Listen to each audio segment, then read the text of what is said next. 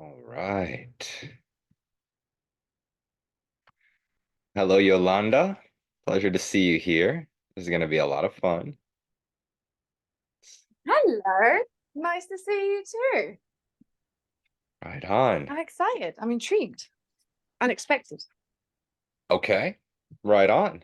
Well, I'm pretty excited too, and I'm hoping this will all work out really well. I gave myself permission to just really share, so it's probably going to go, well, it will go very deep, and I hope, hello. I hope everyone will be able to follow as we go along because I just gave myself permission to teach what I love to teach, and we'll see where it goes from there. All right. Let's see. Let's see who all we got right now. Got a couple of people. Might only be you two. Paul is coming along too. That's awesome. Amazing. Well, I wanna say thank you to each of you for joining me on this today.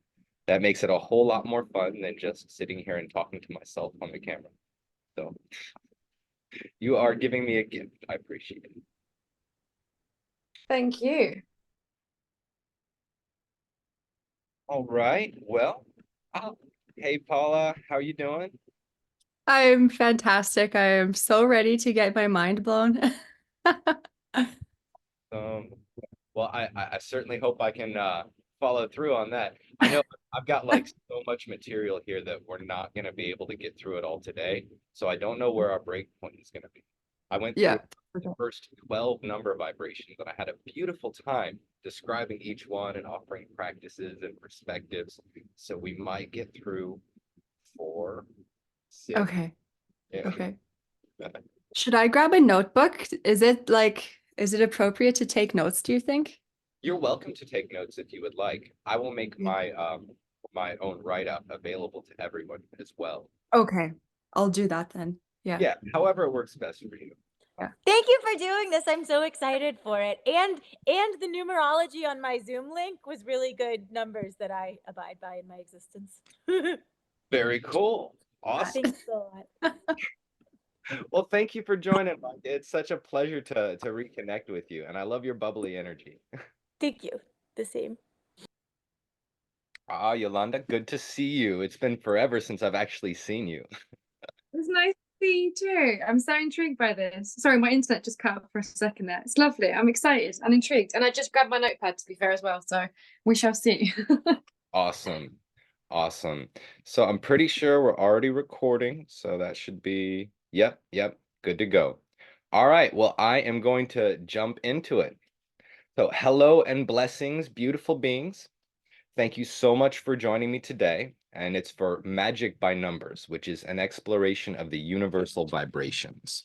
So this is the first of a series of lectures I've planned to share with you on maps of the infinite, right? And I love this name because to me it speaks volumes, but I figured it might be helpful to unpack it a little bit. So what I mean when I say maps of the infinite is these are subjective ways of breaking the whole universe down into manageable bits and seeing how everything fits together. And this is a top-down way of thinking. So, like we've all here heard of the four elements and yin and yang, and we probably even heard of the Holy Trinity, right? So each of these are different ways of dividing the whole of the one into portions, and then seeing how these portions dance with one another.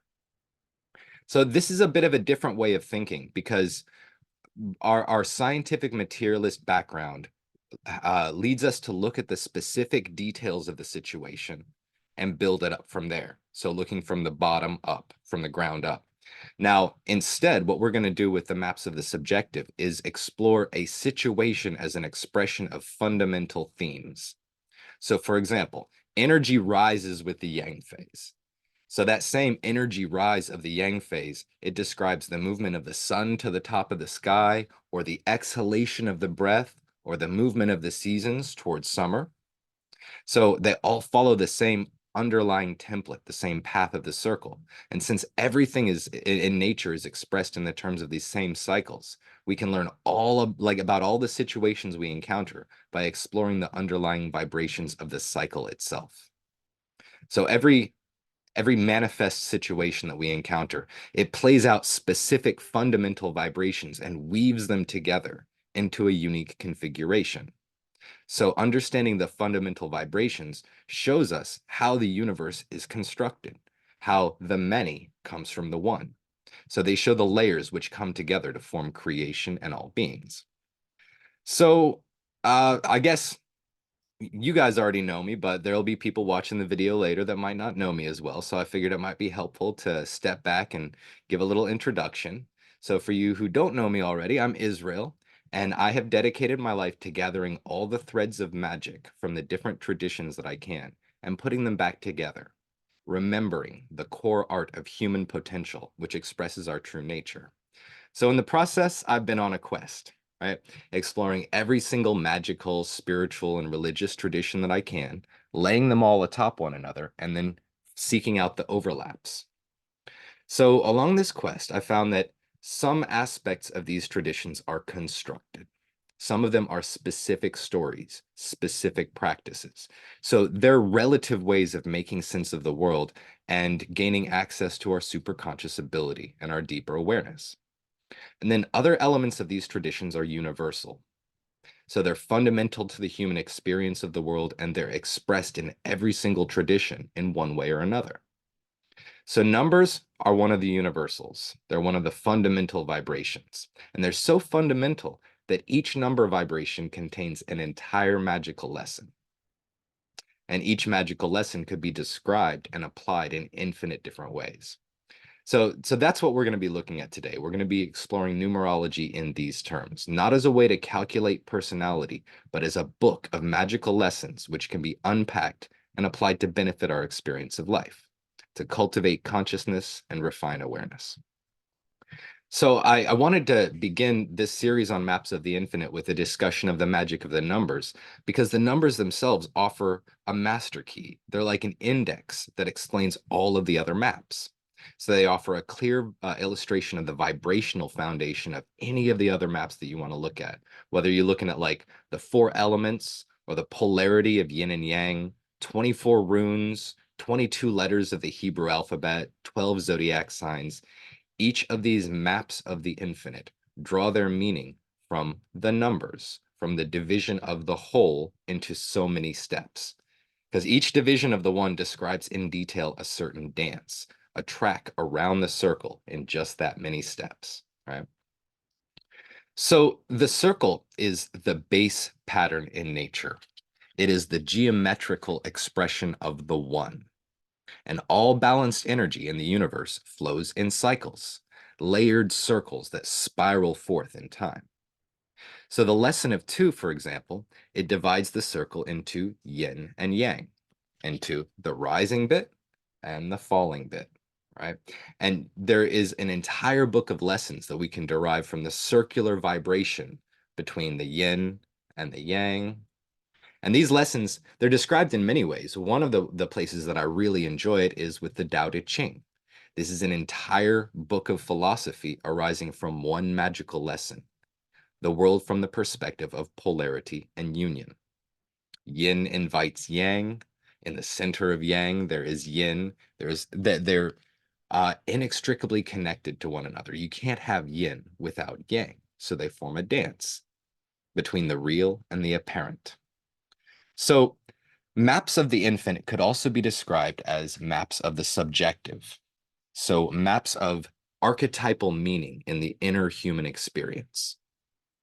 So out of the infinite kaleidoscope of potential experiences, we can identify themes, patterns in creation, and from there we get meaning. So this is the magical perspective of correspondence, seeing the connections between the implicit, like the level of pattern and meaning, and the explicit, the outer world expression of these patterns. So between the energetic and the physical. And again, numerology offers a master key to correspondence. So correspondence is magical terminology for exploring how outer events and situations are linked to fundamental vibrations. And when we can see how the outer things are connected to the inner things, we have a means for translating the implicit to the explicit, for seeing meaning in the kaleidoscope of forms.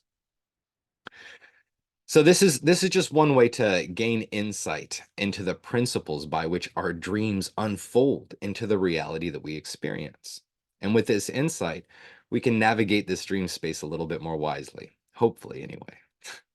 So in essence, the magical study of numbers offers a window into the art of meaning, which we use unconsciously and consciously to navigate through our life's journey. Now, my favorite part of this, from a magical perspective, is that the numbers offer a creation story. From one, the source of all, through successive stages of division and interconnection, all the way to the 10,000 things, to the world of creation that we perceive with the senses. The one divides into two, and polarity is born, masculine and feminine, yin and yang, matter and spirit. And matter and spirit engage with one another, forming a brief union that we call life. So as this engagement between the two, this point of contact between yin and yang, that reflects the vibration of three, and three is the number of action. So yin and yang reuniting to form a being or to form a dynamic. So like father, mother, child, that would be one archetypal expression of the three vibration. And this is the dance of Shiva and Shakti in relation to the incarnated being. So I probably went a little far there, but don't worry, I'm going to go back and describe each of these in greater detail here. So that's basically what we get to see in numerical cosmogony, and like a description of the creation of the universe from one number vibration to the next. We look from the one to the many, and each division describes the fundamental properties of the one in relation to the one. So each number describes a level of creation and a fundamental principle in our relation to the universe. And each one is a magical lesson that can be unpacked for the rest of all of our lives, because it's just so big, it doesn't really fit into a simple package. So let us begin at the beginning with one, the source, right? Now, it's possible that we should start at zero, but we're going to have enough of a time explaining how one can seem like more than one, when one is all there is. Zero is a philosophical maze to work up to. So the deepest and most powerful lesson, deepest and most powerful magic lesson especially, is the simplest. One is all, and all is one.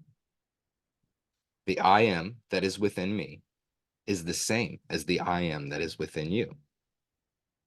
And it's fundamental consciousness. And it is this same fundamental consciousness that wills all that is into being.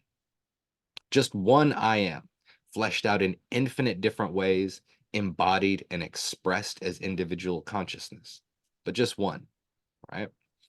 Now, it's pretty obvious to our senses that there are separate things. My body is separate from what is not my body. That object over there is a thing that seems to have independent existence. A cup is a cup, etc., right? So we have the apparent world filled with separate things. And it seems obvious to us that these things are not one. So that's actually why it's such a magical lesson to see beyond the apparent separateness of things to the truth of one beneath the surface. And there's so many ways to come to this lesson, right? You might come to it experientially, recognizing that all you see, all you feel, all you smell, taste, hear, all of it is you. You have a bubble of senses and an inner world of story and feeling and memory and association. And beneath all of that, in the silent and unformed space, we have the I am. And all that we perceive, everything that comes in through our senses, it's this same I am. It is the context of our moment of consciousness. It's our little bubble of being. So all that we experience is us, and we are an expression of all that is. Now, you might come to this, like I said, there's infinite ways to get there. One of the ways that I really enjoy is with a thought experiment that came to me when I was younger. And I know that at least a couple of you will have heard this before. So I remember wondering at one point, I don't remember what happens after death, So we don't really know in conceptual terms. So I was thinking about the possibility of reincarnation, right? And I was thinking, okay, all right, so if reincarnation is how it works, then I see no reason for the soul to be bound by form, So like technically, it'd be possible to die as a human, come back as a tree or a blade of grass or a cell or any sort of thing, really. And that's pretty traditional. That's, a pretty conventional understanding of reincarnation. But I also don't see any reason why the soul, being intelligent information, would be bound by time.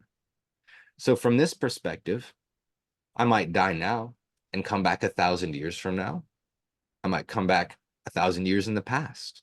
I might have many lives in which my own duration, my incarnation overlaps, and I might interact with myself. In fact, from this perspective, it would only take one soul cycling through time and space and from all vantage points of being to make everything that we see, to make all of creation. And if that was the case, wouldn't we call this one soul God? This fundamental consciousness, which is expressed in all beings and which composes all of creation.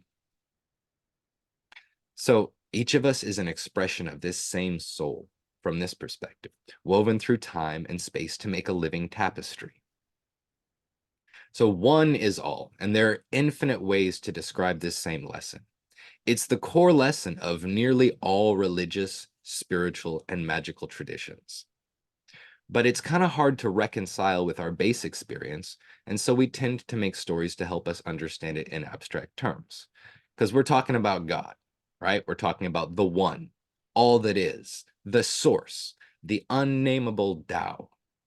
And if we're trying to name it, the best that we can do is indicate the infinite with a story that helps us to wrap our heads around it. So if we get caught up in the details of the story, we can easily be saying the same thing at core, but arguing with one another as to which story is true. Both of us trying to explain the same underlying unity of creation. And this happens a lot when we understand these things only from a mental level without bringing them into the body and unpacking these lessons in terms of lived experience. So with this lesson, as with all those that follow, the magic comes not from understanding it. Understanding it is nice, but it's a conceptual exercise. The magic comes from applying it. So application in the body and in the world means we feel these lessons, and these feelings inform our actions. The lesson learned all the way down shapes how we show up in the world. So the best story is one that helps us to feel it, to get into our body, and to make use of this knowledge to benefit our lives. So with that in mind, I have a beautiful story for you. And this it describes the principle of unity, and it is from the Toltec tradition as taught by Don Miguel Ruiz. And I totally recommend. Don Miguel Ruiz is an amazing teacher because he teaches in really human terms. He's the one who wrote the Four Agreements, the Mastery of Love, many more. Those are the first two that I'd recommend if you haven't gotten into them. And this is an introduction from the Four Agreements. It's a story called The Smoky Mirror. So, 3,000 years ago, there was a human just like you and me who lived near a city surrounded by mountains. This human was studying to become a medicine man, to learn the knowledge of his ancestors, but he didn't completely agree with everything he was learning. In his heart, he felt that there must be something more. One day, as he slept in a cave, he dreamt that he saw his own body sleeping. He came out of the cave on the night of a new moon, and the sky was clear and he could see millions of stars. Then something happened inside of him that transformed his life forever. He looked at his hands, he felt his body, and he heard his own voice say, "I am made of light. I am made of stars." He looked at the stars again, and he realized that it's not the stars that create light, but rather light that creates the stars. Everything is made of light, he said, and the space in between isn't empty. And he knew that everything that exists is one living being, and that light is the messenger of life because it is alive and contains all information. Then he realized that although he was made of stars, he was not those stars. I am in between the stars, he thought. So he called the stars the tonal and the light between the stars the nagual. And he knew that what created the harmony and space between the two is life or intent. So without life, the tonal and the nagual could not exist. Life is the force of the absolute, the supreme, the creator who creates everything. This is what he discovered. Everything in existence is a manifestation of the one living being we call God. Everything is God. And he came to the conclusion that human perception is merely light perceiving light. He also saw that matter is a mirror. Everything is a mirror that reflects light and creates images of that light. And the world of illusion, the dream, is just like the smoke which doesn't allow us to see what we really are. The real us is pure love, pure light, he said. And this realization changed his life. Once he knew what he really was, he looked around at the other humans and the rest of nature, and he was amazed at what he saw. He saw himself in everything, in every human, in every animal, in every tree, in the water, in the rain, in the clouds, in the earth. And he saw that life mixed the tonal and the nagual in different ways to create billions of manifestations of life. And in those few moments, he comprehended everything. And he was very excited, and his heart was filled with peace. He could hardly wait to tell his people what he had discovered. But there were no words to explain it. He tried to tell the others, but they couldn't understand. They could see that he had changed, that something beautiful was radiating from his eyes and his voice. They noticed that he no longer had judgment about anything or anyone. He was no longer like anyone else. He could understand everyone very well, but no one could understand him. They believed that he was an incarnation of God, and he smiled when he heard this, and he said, "It is true, I am God, but you are also God. We are the same, you and I. We are images of light. We are God." But still the people didn't understand him. He had discovered that he was a mirror for the rest of the people, a mirror in which he could see himself. Everyone is a mirror, he said. He saw himself in everyone, but nobody saw him as themselves. And he realized that everyone was dreaming, but without awareness, without knowing what they really are. They couldn't see him as themselves because there was a wall of fog or smoke between the mirrors. And that wall of fog was made by the interpretation of images of light, the dream of humans. Then he knew that he would soon forget all that he had learned. He wanted to remember all the visions that he had had, so he decided to call himself the smoky mirror, so that he would always know that matter is a mirror and that the smoke in between is what keeps us from knowing what we are. He said, "I am the smoky mirror because I am looking at myself in all of you, but we don't recognize each other because of the smoke in between us. That smoke is the dream, and the mirror is you, the dreamer."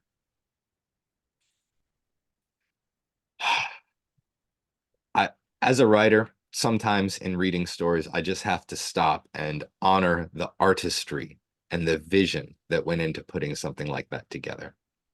And Don Miguel Ruiz is amazing, and I love the Toltec wisdom stream because it remains very, very grounded, connect to lived human experience, and so much easier to apply in our lives. So this is one of my favorite teaching stories from this lineage, but there are quite a few. And it describes the principle of unity, if you'll pardon some terminology. So God, I am, spirit, source, the one, the most high, fundamental consciousness.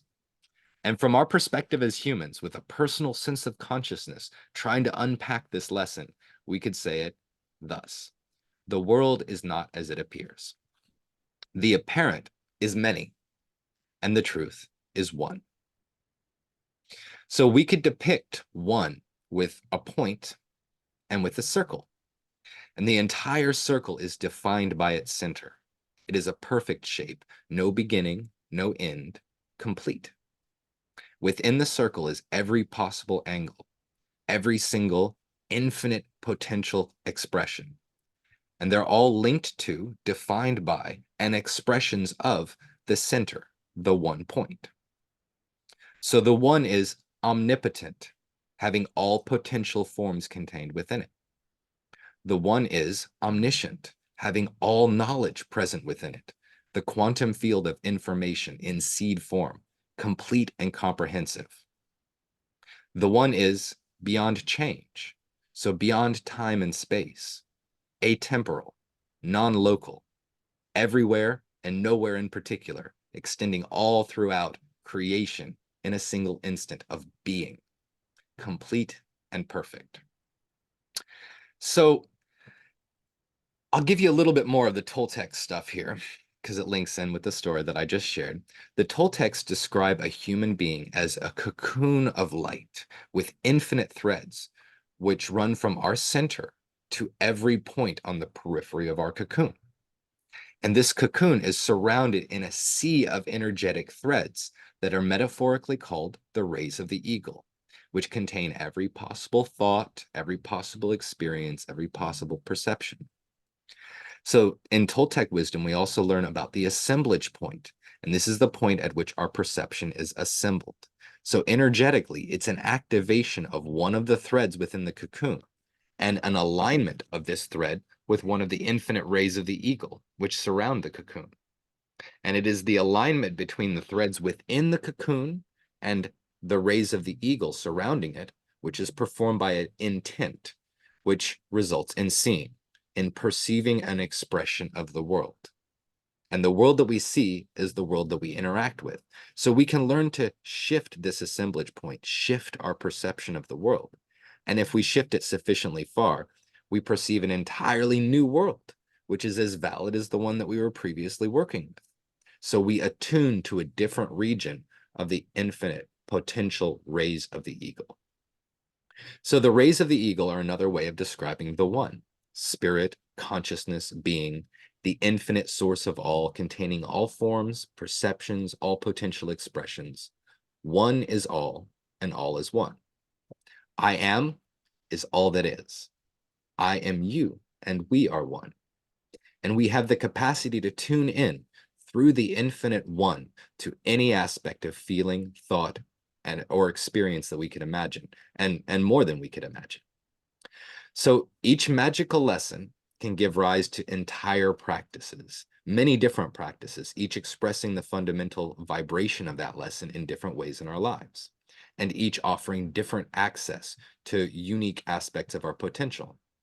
So today I'll be sharing with you a few practices linked to each number, and with each I'll offer some tools for now and one for the path of mastery. So the lesson of the one is intimately linked with consciousness and to our ability to shift consciousness to experience the world differently. The world is not as it appears to us when we are in our accustomed mode of thinking, but we can shift our state of consciousness, and as we do, we begin to experience more directly the unity of the world. So by altering our state of consciousness, we can connect to a felt sense of the one, and we can slide our inner tuner from the world of the many to that of the underlying unity. So we can move the focus of our awareness deeper within our core and align with fundamental consciousness, with the unformed I am at the base of our experience. And this is one way to shift the assemblage point. And we can do it simply, without tools or medicines, with only the conscious use of our breath and rhythm. The first and simplest practice for shifting our awareness is single point focus. And this is pretty easy to begin practicing. It's just placing all of your attention on one thing and breathing, keeping all your focus, every bit of your attention as deep as you can go on that focal point, and filling your being so completely with that focal point that it becomes your center. So this is done in yoga with the drishti, with the gazing point, which is a point that the eyes rest on, which brings stillness and balance to the body. You can do it with a candle meditation, lighting the candle and then just staring, focusing on the candle flame. You can do it with mindful walking or mindful eating, sleeping, washing dishes. You can do it with anything, so long as you are completely there, so focused on the one point that it becomes your world. So single point focus is the magical mindset that gives flight to our intentions. And the more that you practice it, the stronger that you'll become in healing work, energy work, tuning into anything that you wish to intentionally, anything that benefits from clear focus. But it doesn't stop there, not by a long shot. So this is an excellent introductory exercise to begin the practice, and it supports many things that you might wish to do later on. But in a way, an easier and more direct way to shift our state of consciousness is through our inner rhythm. So our inner drum, it's a 3-part drum, and it's composed of the heartbeat, the bellows of the breath, and the rhythmic electrical activity of the brain. And they're all entrained with one another. So when you shift one, the others shift. And we are directly connected to our breath. We can choose consciously how to breathe. So when we can slow the breathing, we also slow the heart rate, and we slow the brain rhythm. So when we slow our rhythm, our whole being slows, and we enter different modes of consciousness. So meditation is a means of inner seeing and rebalancing, and it's a tool for bringing the various functions of our being into harmony, right? It's a practice of slowing our rhythm. And for this, I love the Silva method as a streamlined and powerful vehicle to navigate to the desired inner state at will. So it's basically just counting down, combining the count with relaxation with the breath, and it will very quickly bring us into a light meditation that rebalances the body. And we can actually learn this as our baseline state, learning as the optimum state for learning and performance and how to operate in this state in our lives. And we can also use it as a jumping off point to slow even further and go into the journey state, which is ideal for deeper forays into the personal and universal consciousness. So each of these states reflect specific shifts of the assemblage point, specific ways of shifting our consciousness and our engagement with the frame of our experience. My favorite practice for the vibration of one, though, is Zen. Zen is a practice of pure awareness. It begins with the intellect and then uses the mind to see the limitations of the mind, so it can take you from there into direct experience without projecting our interpretations upon it. So Zen is the art of being. Now, I'm just kind of sketching out an overview of all of these. I could actually spend, as you could probably already tell, the rest of the lecture talking about this one vibration. But let's go ahead and move on to number 2 for the moment.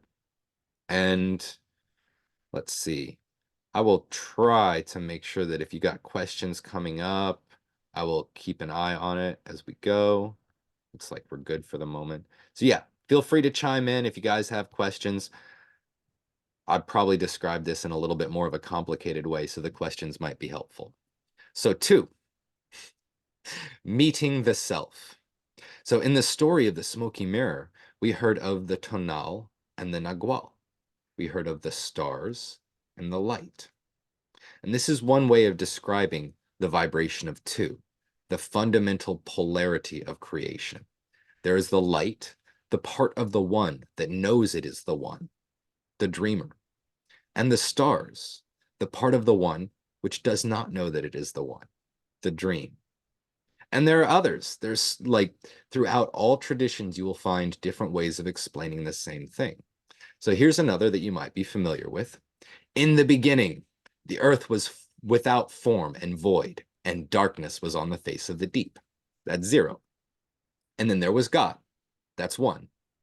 And God created the heavens and the earth and divided the waters above the firmament from the waters below the firmament. So that's 2. That fundamental division between the underlying polarity or the underlying qualities of being. So the meaning of 2 reflects the principle of vibration, which we see expressed as the polarity in the oscillation between yin and yang. And probably one of my favorite expressions of this principle comes from the tantric cosmology. So I think I mentioned to you guys, we get into creation stories, right? So in the beginning, before time or space or matter, there was the one. And the one, and a desire to express the infinite potency of being, divided into 2 fundamental forces, equal and opposite. The first fundamental polarity, which by its very nature expresses both separation and the pull towards union, So this is the first dualistic expression, and we could personify it as Shiva and Shakti. Now, as I share this with you, remember, this is just one story of the fundamental vibration of two, one way of fleshing out this magical lesson so that we can make sense of it and start to apply it in our lives. No story is true. Truth is deep and wide and beyond words. So the virtue of this story, like the virtue of any story, is how it helps us to navigate our experience. All stories are metaphors which at best can imply truth and offer wise guidance. So the one which is all divides and becomes Shiva and Shakti. Shiva is the masculine principle of the universe, and Shakti is the feminine principle. And Shiva and Shakti behold one another, and they see in one another their beloved, their other half. So we could call this spirit and matter, cosmos and consciousness, yin and yang, tonal and nagual, the light and the stars. The masculine is the force of expansion, the underlying spirit and will and intelligence of creation, while the feminine is the force of attraction, matter itself and the dynamic potency hidden within it. So Shiva and Shakti embrace and they make love. They interpenetrate to form life, the intersection of spirit and matter. So, really, all of creation is alive in its own way. This act of union between two fundamental forces gives rise to creation itself, to all life and all beings and all experience of the physical world. So all beings are expressions of this union of Shiva and Shakti. From this perspective, your body is Shakti and your consciousness is Shiva. And at a very deep level, our journey is one of the Shakti level of consciousness, self as the body, rising to meet the Shiva level of consciousness, self as the I am, and becoming conscious of the union that we form, which at its core is a balanced expression of the one. So although Shiva and Shakti are unformed in the physical, they extend and interpenetrate through all of creation with the principle of polarity. The one divides into yin and yang and vibrates between these two poles, whether it be through breath or the cycles of the sun and moon or the union of matter and spirit. And we see this polar vibration everywhere. Inhale and exhale, rise and fall, birth and death, masculine and feminine, the visible and the invisible world, light and dark, Purusha and Prakriti, giving and receiving, seeking and inviting, positive and negative charge, up and down, right? So basic polarity. So how can we work with this principle in our lives? All of creation is turning through a spiral dance from yin to yang to yin to yang, and it's layering with each turn. So one of the ways that we can work with this is to balance the masculine and the feminine of our nature, our giving and our receiving, our inhalation and our exhalation. Now, the universe as we experience it, it's a something in motion. It's not still. It's polarity expressed in vibration and cycles. So we don't go for a static union of these principles.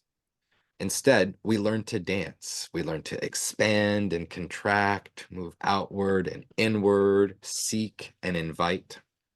In the center of yin, there is yang, and in the center of yang, there is yin.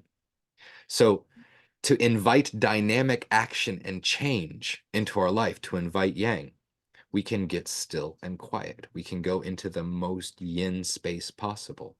And that yin space calls forth the yang, calls forth the energy of activation. Or we could do it the other way. After intense exertion, after a yang phase, we can rest and restore with the yin.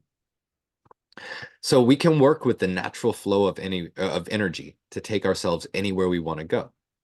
We can follow the dance of the Tao by listening to the subtle vibrations within us and letting our bodies lead us to the place of greatest flow. And remember the principle of balance. Balance is health. Balance is sustainable. For a balanced life, Our yin must equal our yang. Our rest balancing our action, our receiving balancing our giving, and then we can flow freely on the currents, not pressed back or dragged along. So there's a principle in Western esoterics, and it's called the Hieros Gamos, and it's the union of opposites. So it's what we're describing here, the union of these different aspects of our nature, the earthy yin aspect and the invisible yang aspect, the outward press and inward pull. And one of my favorite expressions of this is physical. So in learning Tai Chi, you learn to flow with the forces. You learn to meet pull with push and to meet push with pull, to be present to the force and follow it and circle back to maintain the center. So this can teach you how to work with the cyclical flow between yin and yang to produce force effortlessly. So this is the sacred marriage, Hieros Gamos, between yin and yang in living motion. Now, the vibration of two can also be expressed with our dual experience of the visible and the invisible worlds. So we have the visible world, and that's the world of the senses, that which we can see and feel and smell and hear and taste. And then we have the invisible world, and that's the world of thoughts and feelings and memories and inspirations, the world of spirit. And we can make use of this principle in our lives by cultivating awareness around and developing our invisible self. So we cultivate and strengthen our invisible self by meeting the inner world, by looking within and discovering our values, by making our own meaning rather than using borrowed meaning, by taking time throughout the day to check in, asking ourselves how we are, what we need, listening within, listening to our bodies moment to moment. So all of like our bodies are especially a huge ally in this, because although they are a part of the world of the senses, they're also intimately attuned to our inner world. So our bodies reflect everything that happens in our thoughts and feelings, and we can learn to read our bodies to heighten our awareness of things that hide from our conscious view. So in cultivating the invisible self, we learn to meet the inner world. We learn to check in with how we're feeling, what's going on inside. We learn to listen to our triggers and process the emotions that come up in a healthy way. We learn the language of our body, and this almost becomes an additional sense. Like with the body, you can actually feel the lift or the drop of energy within us when we think of things that are right for us or things that aren't right for us. So we have with this, with the subtle feedback of the body, an inner bell, and we can even learn to use this as an inner compass to guide us in the moment through anything that we might need guidance with. Now, again, we could go deeply into any of these practices, and each one is a lifelong path to mastery within that particular vibration. In terms of mastery paths for the vibration of two, Tantra and Tai Chi. Tai Chi in the style of Qigong, focusing on it with like as a way to move and be aware of the energy within us, to dance with the energy, rather than as a martial art, although they bleed together. So again, we could go on much further with that, but for now, let's go ahead and move on to number 3. And again, if you guys have any questions, just feel free to bring your hand up, toss them in the chat, anything you like. So 3, and for 3, I love to talk about the tree of life. So the vibration of 3 reflects the principle of action. And in a way, we've been discussing this already. So with the 3 represented by the union of Shiva and Shakti. So father, mother, and child, with the child being the self, which has within it the seed of capital S, self. The little I, a reflection of the big I. So every being is unique. Each being is viewing and experiencing creation from their own unique vantage point. So each is contributing their embodied experience to the quantum field of fundamental consciousness. Every living being shapes the world around it in some way by its very nature, in a way that is reflective of that nature. Every being is an act of being, an act of union between Shiva and Shakti. So every being is an expression of the act of creation. So think about that for a little bit. I mentioned creation earlier in terms of something that happened in the past, in the beginning, right? But this isn't how it works. Creation is eternally unfolding in the now. Creation is an act of being in the present. It's a perpetual unfoldment into the actual. It's an action. So suddenly, with our discussion of the vibration of 3, we have time. Time is amazing in terms of this, you know? So like now is a meeting point between 2 extremes, between past and present. And now is the unfoldment of a specific action in the dynamic between the 2 poles. So in fundamental forces, 3 is action. 3 is the meeting point between 2 polar extremes. And 3 describes movement, specific and unique in the relation between the 2 poles of creation. So since this movement has a beginning and an end, we find within it the playing out of a story. We find a flow, a trajectory from beginning to end. Now, if we were going to describe this with the yogic perspective, we could describe this fundamental trinity as Brahma, Vishnu, and Shiva. Brahma, the creator, Vishnu, the preserver, and Shiva, the destroyer of illusion. And this is another way of saying beginning, middle, and end. There's a beginning to all things, the source, there's the duration, the now, and then there's the end, when this now passes and creates space for something new.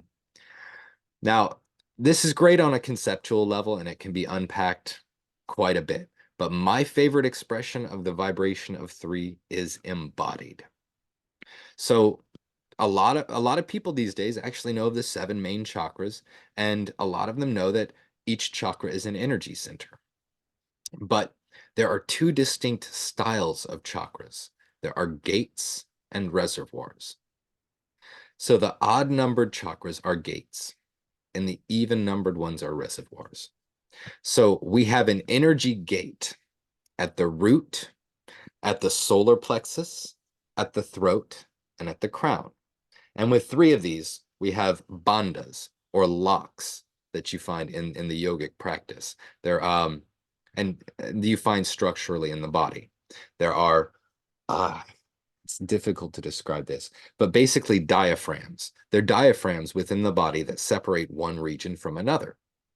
Now, that is a physical expression of what's going on here energetically, because each of the gates border a reservoir and create a little space where we can cultivate and build a certain frequency of energy within our field.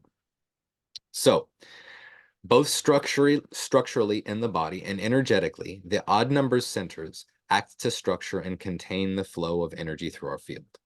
And these gates border the even-numbered chakras, allowing them to fill with vital energy, which we use in various ways in the course of daily life. So the sacral, heart, and third eye are the reservoir chakras, and they're known in the Taoist traditions as the 3 dantians.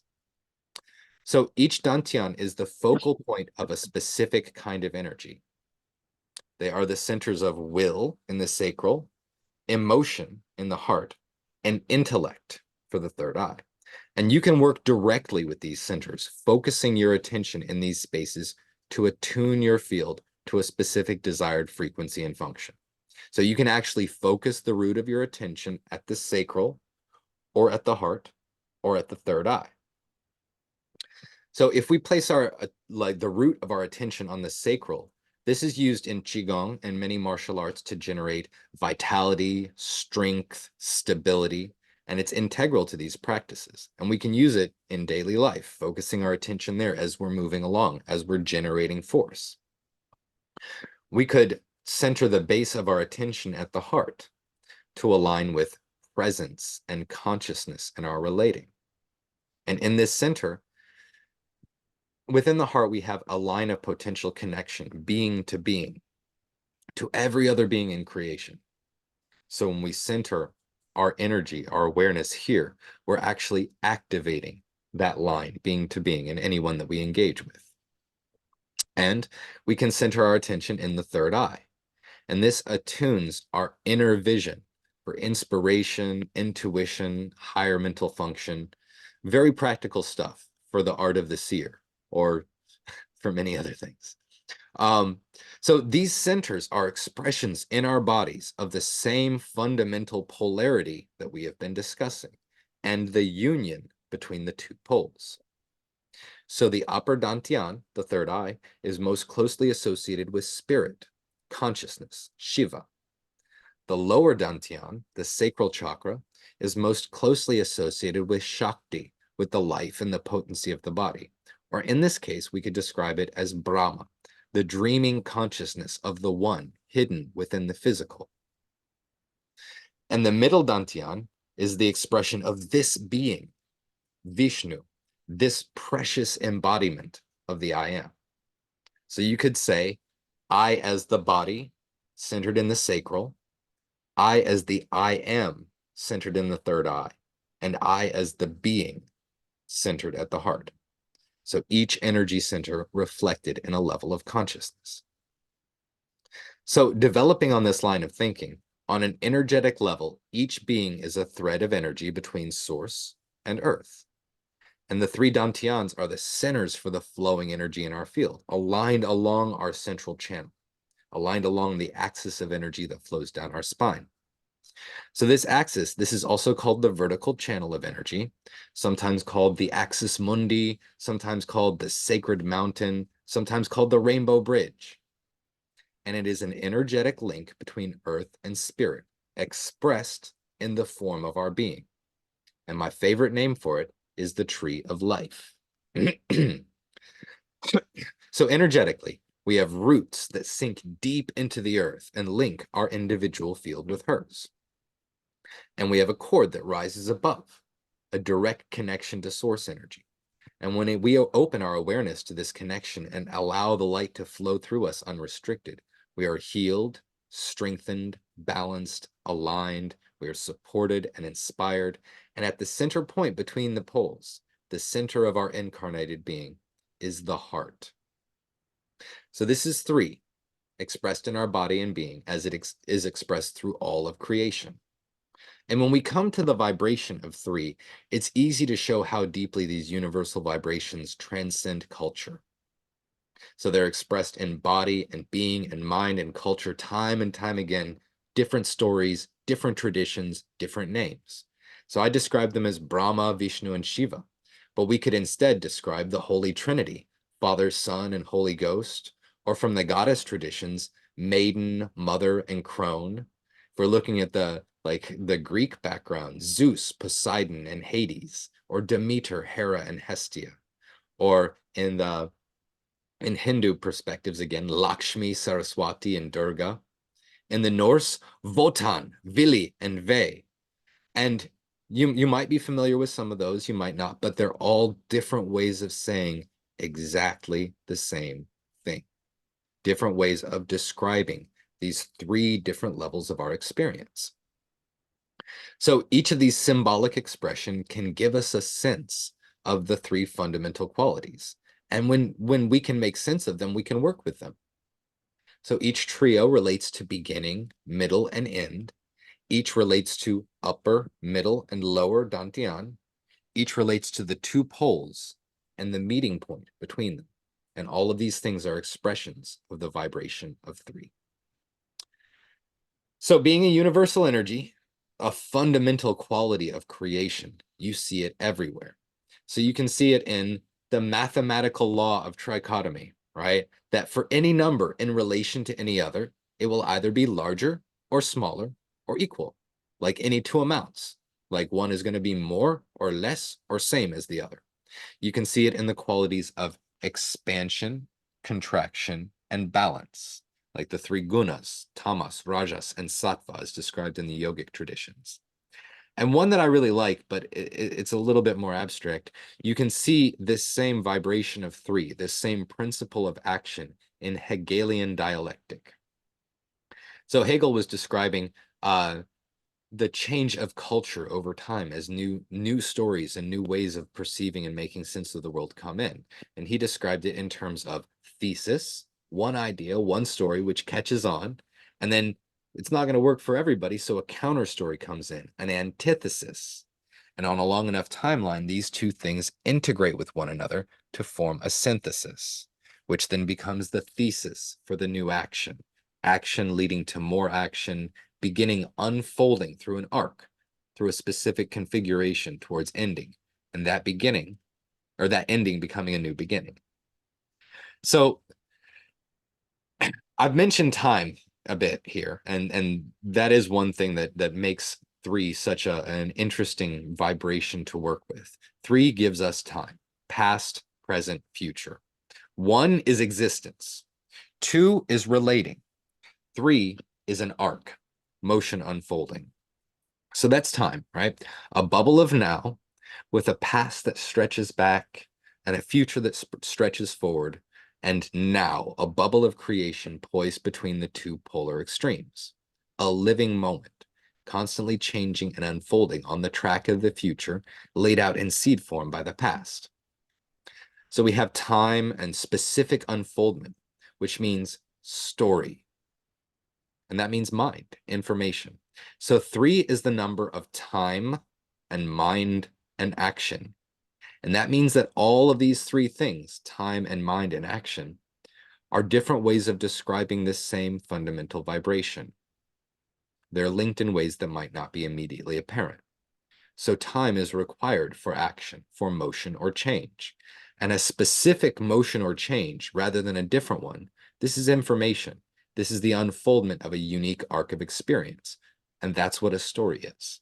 A story is a specific configuration of experience along a specific arc of time.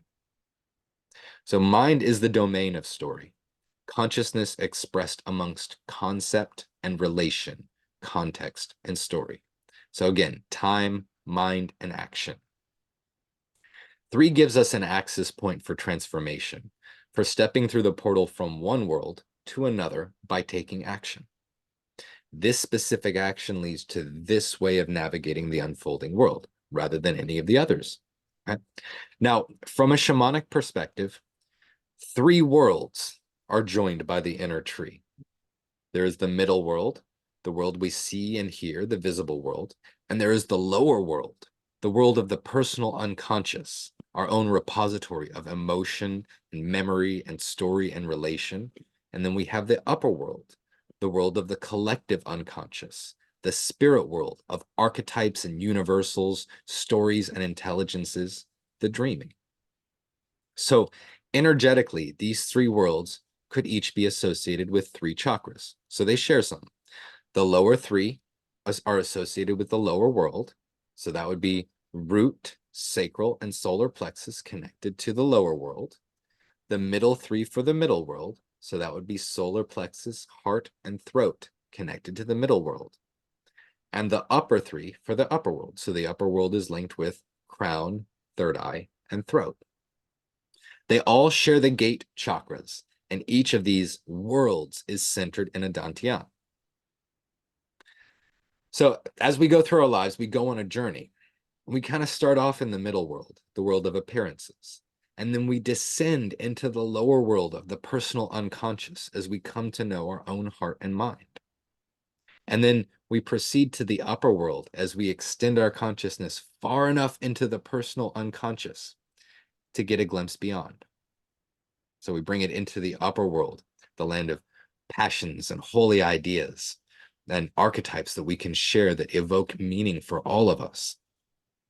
And then we take what we have experienced here and we bring it back to the middle world with the fruits of our journey, taking inspired action, stepping into service. So with 3, we have the fundamental template of the journey: action, motion, change, time, and mind, the memory of the journey and the lessons learned. So now we've covered loads of practical expressions of 3. Yes, actually. So Yolanda was asking here, so the solar plexus appears twice in the shamanic view of the three worlds. For one, I will say that the linkage between the chakras and the shamanic worlds is my own personal work. For two, yes, the solar plexus would show up as one of the three of the lower world, and the highest of the lower world, and the lowest of the middle world. And the throat would show up as the highest of the middle world and the lowest of the upper world.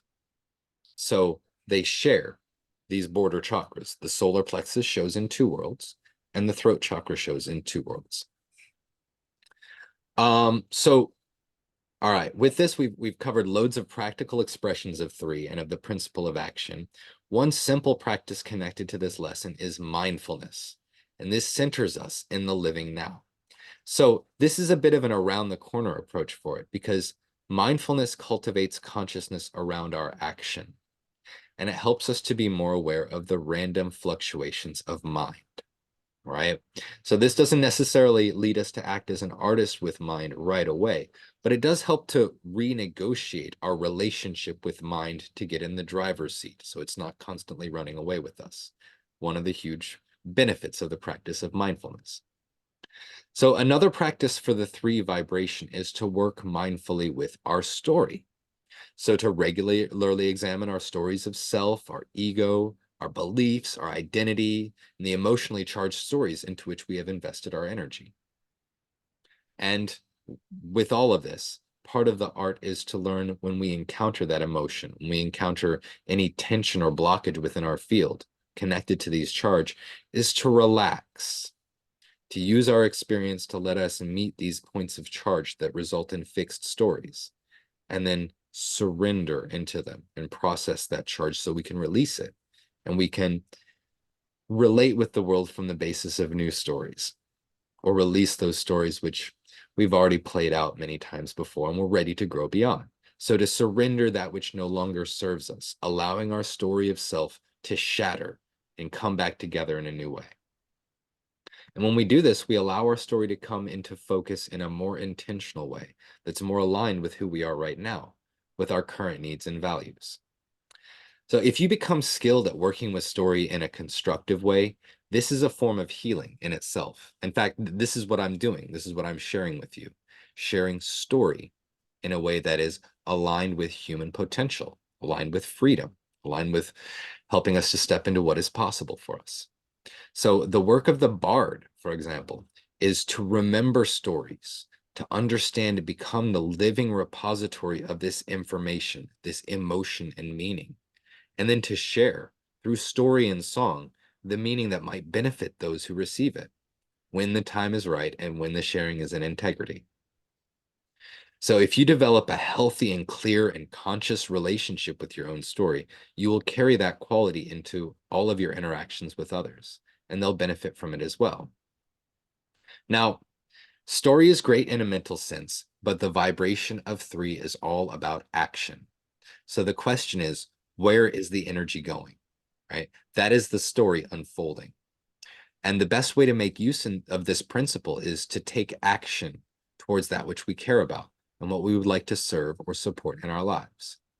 Inspired action based in mindfulness, attuned to the currents of the moment, showing up. So this core essence of three, this is engagement in the living now and the unique unfoldment of this engagement, this unique being, this unique action. All right. So if you guys have any more questions, definitely bring them out. I hope that was helpful a little bit earlier there, Yolanda. And otherwise, I will move on to number 4. Awesome. Thank you, Micah. All right. So number 4, my favorite image for the vibration of 4 is the medicine wheel. So with the number 4, we start to get context. Now, our tree of life, it's independent of context. It's the thread of our being, and we carry it everywhere, regardless of where we are or what we're doing. It's our up, down, and center. But with 4, we see the cardinal directions spread out from us. and we see them mark the corners of the wheel of our experience, a wheel that we are at the center of for every moment of our lives. So this wheel is the medicine wheel, and it's the primordial expression of motion around the rim of the circle.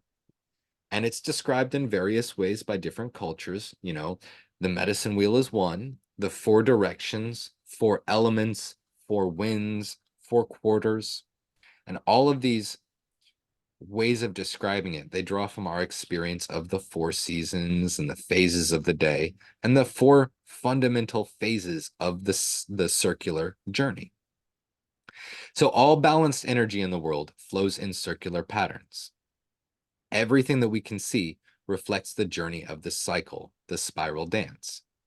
And it's on this circular journey that yin and yang divide to form the 4 elements. So yin divides to form earth and water. And both of these are like earth and water are yin elements. And of them, water is the most yin. Well, it depends. We could describe it differently. But we'll say that both earth and water are yin qualities. Yang divides to form air and fire. So both air and fire of the elements are active, yang qualities. And the best way that I have found to understand where the energy of the 4 elements comes from, like why are they like that at all, is to consider the phases of the circle. So think of the journey of the circle in 4 quarters, right? Let's think of it vertically. You got our yin point at the bottom, you got our yang point at the top, right? Now, air corresponds to the rise from the lowest point to the middle. Fire, rise from peak, from middle to the peak intensity. Water drops away from yang, goes down to the middle, and earth settles at the lowest point. So these metaphorical elements, they're not physical things, they're descriptions of qualities of this circular journey. So all circles will have this same structure, this same flow.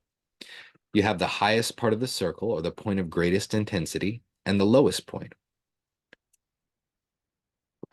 And as you move around the circle, you go from the lowest point to the highest, and highest to lowest, round and round.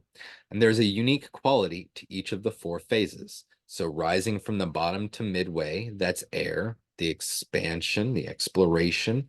Rising from midway to peak, that's fire, bringing it to full activation. Rising from peak to midway, or I'm sorry, falling from peak to midway, that's water, that intense energy easing and flowing. And then from midway to bottom, that's earth, settling. So we can see these 4 elements in relation to the cardinal directions as well. So in the northern hemisphere, the sun rises in the east, right? And this is the quality of air. It travels to the south at noon, fire. It sets in the west, water.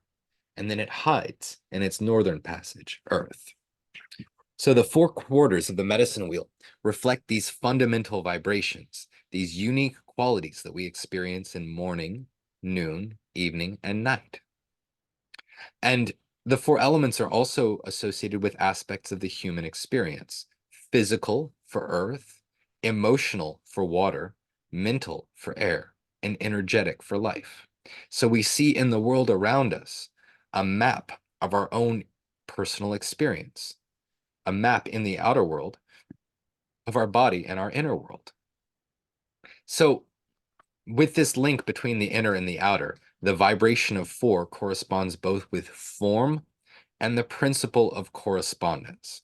So this principle of correspondence, it means that the inner and the outer world tend to reflect one another. The outer world is a mirror of the inner. And the same patterns that are present are everywhere we look in creation. The same patterns that are happening in the inner are happening in the outer as well. As above, so below. As without, so within. So there's a quality of the world which is holographic, which sounds really complicated, but essentially it means that the very same forms are expressed in the smallest expression as in the largest. The same patterns played out every bit that you can see it. And the cycles of our lives are reflected in the cycles of the seasons and the cycles of the moon and the rising and setting of the sun and moon. The cycles of Earth are our cycles.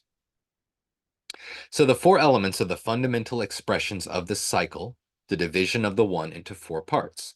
And they help us to understand the various levels of our being and to contextualize life's journey for smoother navigation.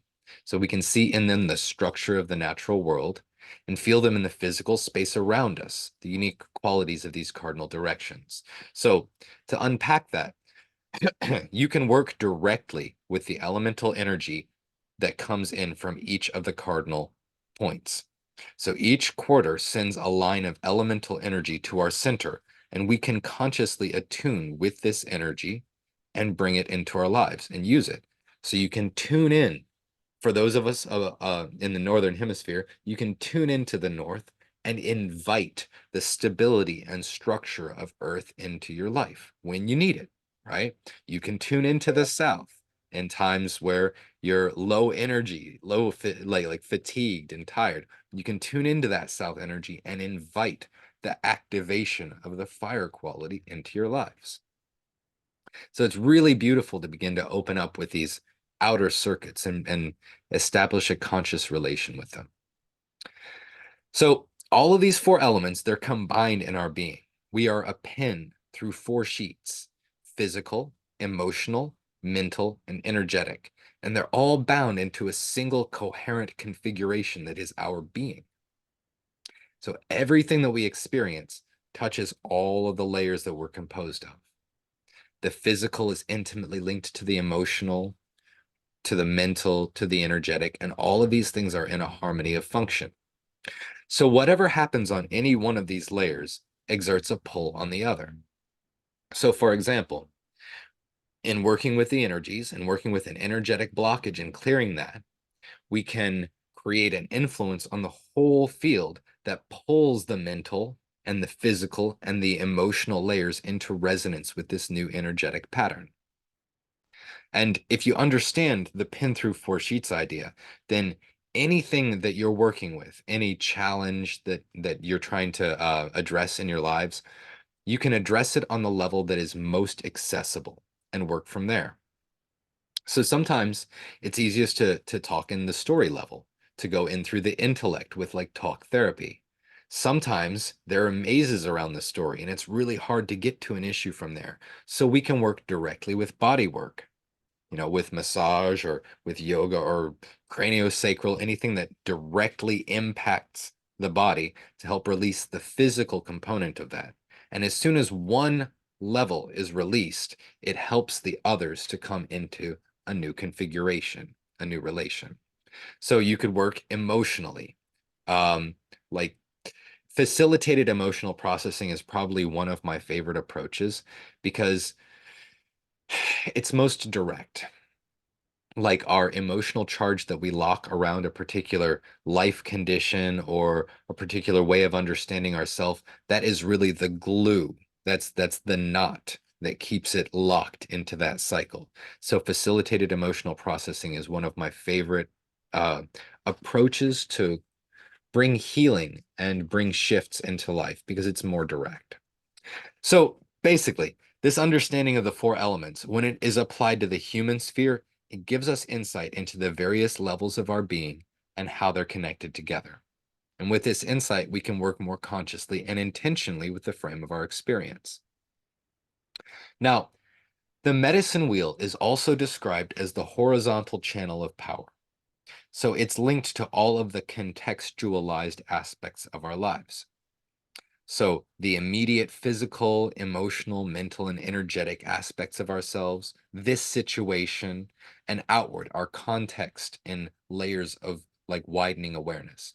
So it's a bit similar. If you're familiar with tarot, it's a bit similar to the minor arcana, in that the energies of the minor arcana correspond to the changing situations that we experience in daily life. That's what the medicine wheel, the context, the horizontal channel is linked into. And again, this is in contrast to the tree of life, the vertical channel, which stands at the hub of this wheel. So this vertical channel is constant and unchanging, regardless of context. so we can tune into that tree of life and find our center anywhere, no matter what's happening around us. And if we then take it from there and engage with eyes open, with our medicine wheel, with the contextualized situation and the aspect of the journey that we're in, then we bring these two together in a really, really powerful way. So one of my favorite descriptions of the medicine wheel is from the Quechua teachings. And I debated on whether or not to share this with you because the Quechua described the medicine wheel from their vantage point in the Southern Hemisphere. So this means they assign the elements a little bit differently than how I've described to you. So in the Quechua system, earth is assigned to the south and fire to the north. But again, they're Southern Hemisphere, right? So for both of us, the context is the same. Earth is towards the pole and fire is toward the equator. So both of them are the same in orientation with their place on earth. So the Quechua enter the wheel from the south. They enter the wheel from earth. And well, let's see. So I don't want to confuse you here. I generally follow the northern traditions of entering the wheel from the east with the energy of the dawn, the new day, rising sun. But all of these things are relative. They're ways of constructing a sensible and personal relationship with the fundamental forces. Like there's really no beginning to a circle except the point that you start. So that said, the Quechua described the medicine wheel as the journey of life, a journey of 4 dreams. And we enter the wheel of life from the south in the first dream, the dream of the body, the dream of the earth. And this is the dream of the snake, low to the ground, seeing only what is immediately in front of us. And in this dream, we believe that we are our bodies. And we believe that our inner being is chained to the conditions of the outer. But the snake is wise in its own way. And when the time comes, it will shed its skin. And when we begin to see that we're not only the outer world of the body, but also the inner world of the mind and heart, we begin to shed our skin. We begin to move to the west and enter the second dream, the dream of water. So in the dream of water, we believe we are our mind and emotions, our thoughts and feelings. And for the Quechua people, this is the dream of the jaguar. So in the inner forest, each of the trees within this forest is a vantage point, a view of the world. And the jaguar is a little bit more flexible at moving from one tree to the other than the snake. So the jaguar can drop out of its perch in the tree and seek a better vantage point from which to view the forest. So in the second dream, the dream of water, we become familiar with the inner forest of our thoughts and feelings. We begin to explore the use of different trees as different views of the world and seeing how we can navigate those views to work for us. So as we learn to drop out of one tree and pad along the forest floor to find another, we learn to navigate the inner world of thought and feeling.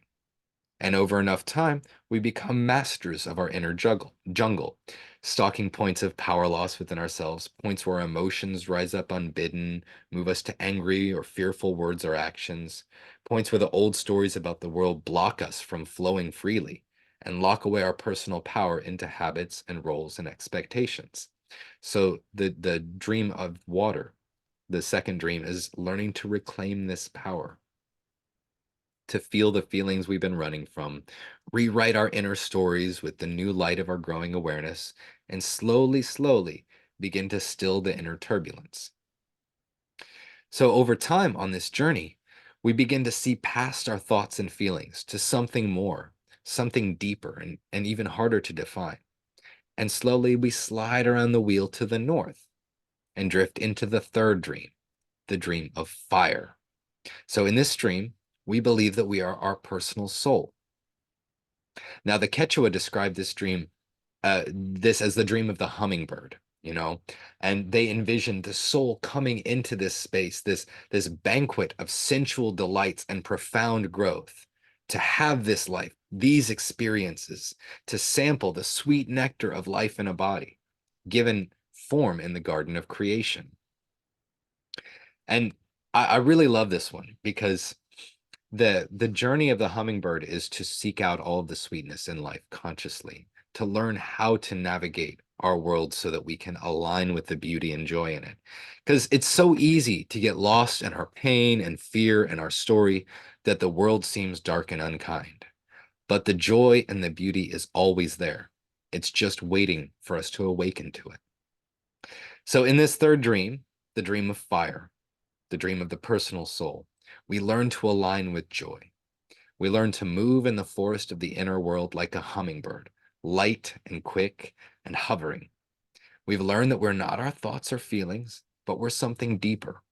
And we learn to move as a soul in the body, aware that life is short and precious, aware that this journey is too sacred to spend it absorbed in pain and cut off from the light. So we learn to actively seek the light in every moment of our experience, and slowly, slowly, we learn that we are the light. So as we finally learn our true nature, light, spirit, we move into the fourth dream, the dream of air, assigned to the east. And the animal ally of this dream is the eagle, at home in the sky, able to view the whole of the inner forest from high above. So the eagle can see how each tree in the inner world relates to the surrounding forest, and it can roost in each tree that it desires, and then take wing and return to its home in the sky when it wishes. So in the fourth dream, we become a master by dropping away all that obstructs the master within. We become an artist by consciously co-creating within the framework of our lives. So this is the large journey around the medicine wheel, the journey of the soul. It helps us to see where we are in our own journey and to understand the value of the experiences that we've had in the context of our lives. So since this same journey is played out in all of life's journeys, we'll work our way around the wheel many, many times, many different ways over the course of our lives, and wheels within wheels, smaller cycles played out within larger ones. So each journey has its end, and each end leads to a new beginning, because really there are no endings or beginnings or separate things at all. There's just the continuous cycle. So there are loads of practices which reflect the vibration of form. And one of the most direct and simple is to work the wheel. Everything begins, rises, peaks, falls, ends, and leads to a new beginning. Every turn around the spiral leads us further along our journey. So take note of the things that you're working with within the context of your life, that the skills you're mastering or the emotions that you're learning to meet or aspects of relating that you're learning to bring ease to.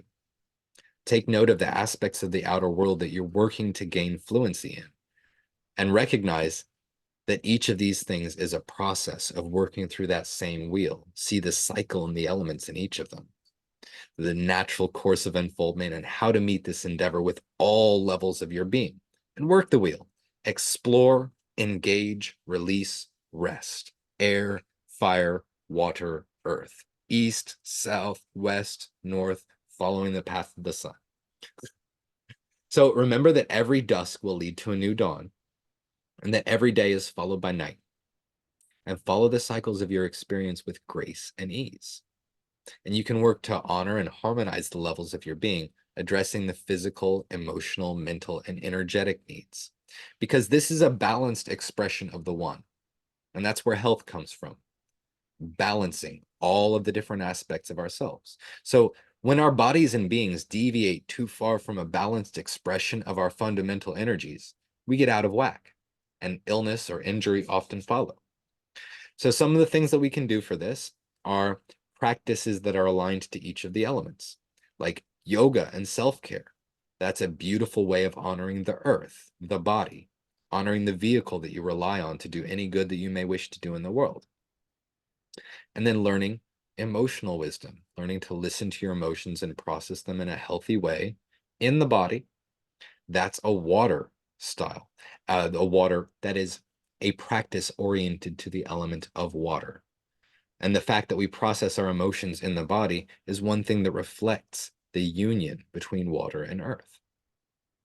We can learn to still the mind and partner the conscious and subconscious functions. And we can learn to cultivate awareness of where our energy is going, what we're building, what we're working with in the world, and our subtle energies as well. So that would be ways of honoring the air and the fire qualities. So understanding the circular template of the journey and the constantly cycling wheel of fate, we learn patience and we cultivate acceptance. We learn not to rush to the peak or try to hold on to one season, working with the flow instead of fighting it, just as we learn with yin and yang, but with a bit more context. So part of that lesson is gratitude for this one moment, for this one place in the cycle, and respect for the wisdom of life, taking things in stride and building a little bit more with each turn around the spiral. Now, that was number 4, and clearly I got way, way more to share, but I feel like this is probably a very natural time to go ahead and put a break in and then invite any questions or any comments or any thoughts that you guys might have. Because once we get to number 5, it's a complex number. Number 4 is the last of the simple numbers. Like number 4, like if you see 4 things, you can instantly recognize that there's 4 things. It's neurological. But if you see 5 things, you have to take 2 steps. You either see 4 and 1 or 2 and 3. It's a doubled thing. And the energy of the quality of 5 comes in reflecting that complex. So with these first 4, we have the base numbers of creation, the building blocks that we put together to form all of the others. So, all right, I would love to hear anything that you guys have to share about this or any questions, anything like that, because I'd rather save 5 through 8 for the next journey together. Hi, Israel. Hey, Tammy. Can you hear me? I can. How are I can you? hear you well. I'm doing really well, thank you. Good. Hello to everybody else who's been on the call. I'm sure you can all agree it's been incredible. I mostly love like being in the 4th dream. I felt like I understand that, and that just kind of feels like that's where I am. So I love the way that you told the stories. They were so beautifully connected. And I really learned a lot from this. I'm looking forward to whatever is next. So, not a question, but praise. I just really want to give that to you. That was beautiful. So, Thank you. so beautiful. I really appreciate the storytelling. That really helped me to capture images in my mind and in my third eye. And it inspired me. I actually had to break away to write out a little bit because it inspired something I'm working on. So it was perfect. It was perfectly fitting. It was exactly what I needed. So much love, blessings. Thank you so much for being you. That is all. I am complete. Thank you, Tammy. I really appreciate you being here and joining us for this, and it's such a pleasure to be able to share with you. Anybody else? Ideas or? Yeah, this has been brilliant. I've loved every single moment of this, and I really just feel it. And I'm so grateful that I could attend. It's the best thing I've ever seen, truly. I feel it in all of the ways. I'm so grateful. Thank you. Really genius on every level, every single word. Thank you. I really And I appreciate mean that. that. And you are so bubbly, and it's so beautiful to have your energy along with us, I appreciate that. And yeah, we'll have more. I'm gonna have this one put up on YouTube as soon as I get everything finished up, and get it up there. So you guys will be able to rewatch it again, and I'll send out replays. But I'm so excited. I was setting this up and I'm like, I wanted to rush it. I wanted to try to pack in as much as possible today, but I'm really, really excited to spread this out and share the journey, take the time with it for the next one. Well, I'll give some lead time, it won't be tomorrow. It'll be a couple of weeks out, so we'll all have time if we would like to go ahead and attend it as well. Thank you. So I don't have a Thank- question. I just wanted to comment too that like mission successful for blowing my mind because I have never even like considered numbers in this way and how it is like they really are interwoven into our entire existence. So yeah, this was beautiful and I appreciate that you are taking the more time with each number because it's really helping to like the information is sinking in on a whole other level. So this has been fantastic. Once again, Israel, fantastic lecture. Thank you for doing this for us. You're so welcome. And I just want to thank you. Thank you for sharing this with me and for coming here and asking questions and showing up and giving the time, because that is such a blessing to me. And it means more than I could possibly say. Mm. Mhm. Awesome. I just wanted to say thank you as well. I had no idea that you were going to go in this direction with this whole. Oh, is my microphone? You hear me? I can hear you now. Yes. I was going to say thank you. I had no idea you're going to go in this direction with any of this. From what I've read with numbers and things, it was a whole. I didn't have an expectation, but it wasn't what I thought it was going to be. So it's amazing so far, and you articulate things so wonderfully, and you can see the passion, and you can see that you have so much more to share, but you're almost still reducing it down, which is amazing. Oh, yeah. That's awesome. That's beautiful feedback. I've tried to tell people about this lecture, but it's really hard for me to explain what it is that I'm teaching, because I can say it's numerology, but it's not like any numerology that you've heard before, because it's coming from a different angle. So thank you really for that feedback, Yolanda. No, honestly, it's true. The storytelling is wonderful too. It's like a little kind of segment within the lecture, which is great. My brain does go to pondering though when you talk about numbers, and then I know obviously your passion for astrology. So then I'm thinking about how the numbers relate to the months, and then the earth, wind, and then kind of the the elements, and then my brain's kind of just like, I know that you know the answers to this. Is it going to come? Like, is it related? Is it like section 22 in the future? Like, who knows? Yeah. Oh, absolutely. Yeah, I'll describe like with the 12, we'll describe the months, the zodiac, and we'll also describe like the interconnection between the four elements and the three qualities, how they play out. And one of the ones that I'll have to work up to, I want to share the arts of the 3, the 7, and the 12. Like the Hebrew alphabet, for example, it has 3 mother letters, which correspond to the 3 qualities, 7 double letters, which correspond to the 7 directions, which are the interconnection between the medicine wheel and the tree of life, and then 12 single letters, which each of which are correspond to one part of the human body and one of the months, one of the little 1/12 of the seasonal track, right? And when you add the 3 and 7 and 12 together, you get that 22, which is the same as the number of the major arcana, the same as the number of paths between Sephiroth and the Tree of Life, same as the number of the Hebrew alphabet. And I'm going to link all of this together, and I'm so excited to get there. But I have to build up to it, because otherwise I'm going to lose everybody. Of course, but it's really wonderful to say. So thank you so much for. You're welcome, and thank you. Also, I hope this isn't too disturbing, but it won't be, because we're all in such a divine space. But I'm saying something. My dad, it was his birthday on 3/11, which I've always taken a lot of joy in because I love that numerology. And I know both of our fathers just passed. And then it was very disturbing, but I felt good in an energetic space that I found out that my aunt had his coffin, not his yeah his coffin moved because she wanted the plot next to her mother, and my dad was the first to die in the family, so he got that spot. So that happened this morning, but I felt all the good energy, and it was special for me to attend this because I just kept feeling like surely that doesn't matter where you're buried.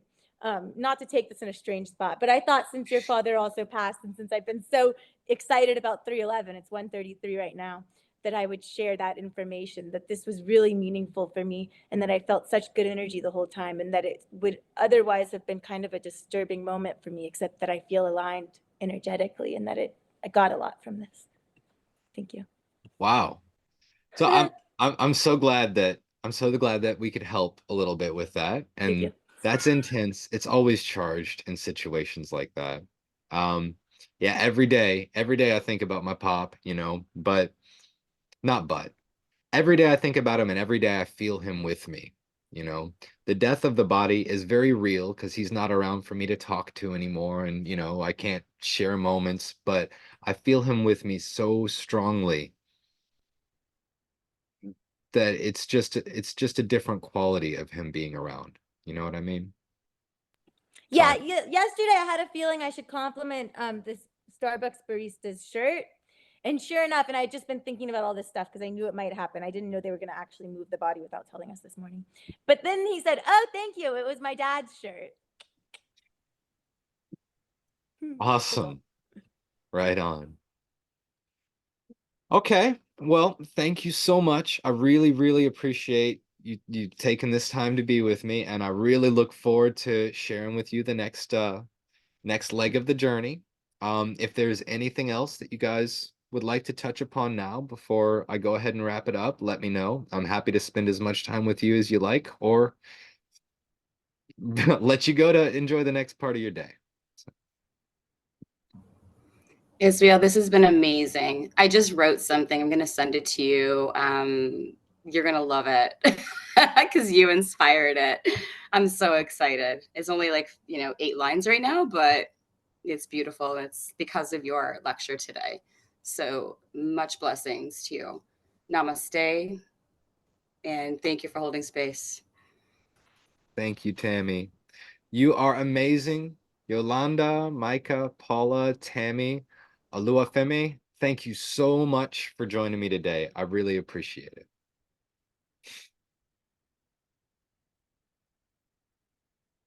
All right. Okay. You're welcome. Blessings.